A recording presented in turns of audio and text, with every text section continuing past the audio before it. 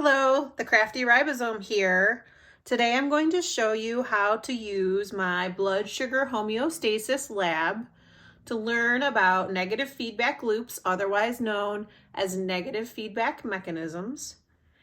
This lab is also great for learning about homeostasis and starting to learn about how blood sugar is regulated in the body. It's good for all ages from middle school to high school to even college, anatomy and physiology or intro biology or human biology.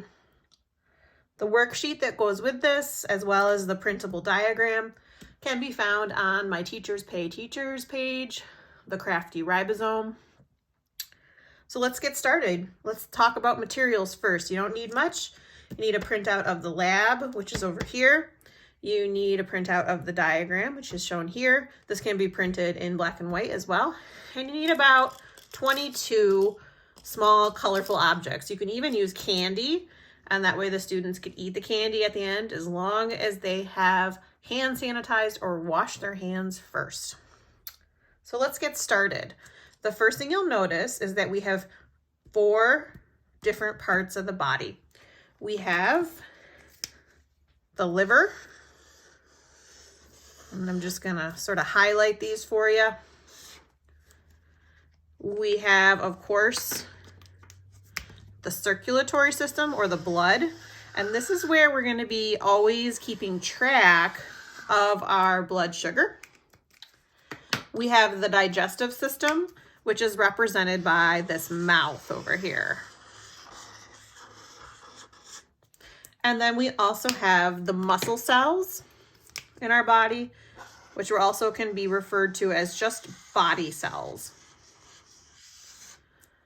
So what we're going to do in this activity is over here, there are different events that happen at different times. And after each event, it's very important that you record how much sugar is in the blood. And how much sugar is going to be represented by beads. You would multiply the number of beads by 10 to get the amount of blood sugar. So let's do a couple of these events, and then you'll see how this works, and then you can do it on your own. And then you'll make a graph, you'll do some analysis questions. It's a really good lab for practicing our science skills. All right, ready. So let's say it's time 0. This person is going to have breakfast. So they're going to eat food, digest it, and the sugar goes into the blood. To model this, you're going to take 15 candies, or beads in this case. You're going to put them in the mouth.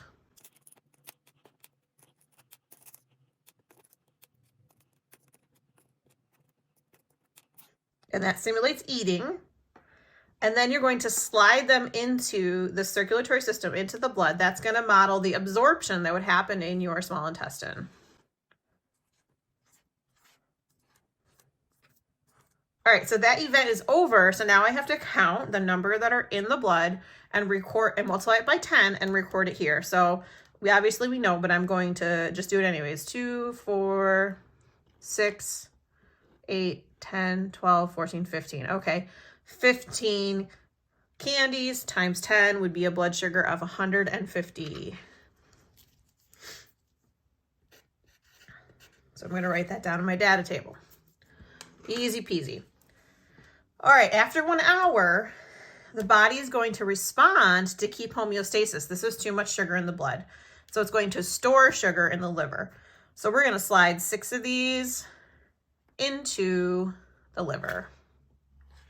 Now remember, we're always looking at what's in the blood after an event. So I have 2, 4, 6, 8, 9 left. 9 times 10 is 90. That is my blood sugar. All right, I'm going to do one more event, and then I will let you or your students do the rest of the activity. So let's say this person's going to start exercising. So if they start exercising, their muscle cells, their body cells are going to need energy, and where they're going to get it is from the sugar that's in the blood. So I'm going to take 3 of these, and I'm going to put them in the muscle cells to simulate those muscle cells taking up sugar and using them for energy. Now, if this was actual candy, the students, as long as they had clean hands, were the only ones that had touched these candies, could take these and eat them. But I'm just going to set them aside here. That simulates the muscle cells breaking that sugar down completely to make ATP energy. Remember, we're always seeing how much is left in the blood after the event. So I have 1, 2, 3, 4, 5, 6 times 10 is 60. Again, the key idea is after the event, you want to record how many are in the blood times 10. All right, I hope you see where we're going with this. There's a great graph that happens after this, some analysis questions. The students will fill out some diagrams of feedback loops. And this is a great jumping off point for studying feedback loops in more depth. All right, don't forget to check out my Teachers Pay Teachers page, the Crafty Ribosome. I hope you're doing wonderfully today.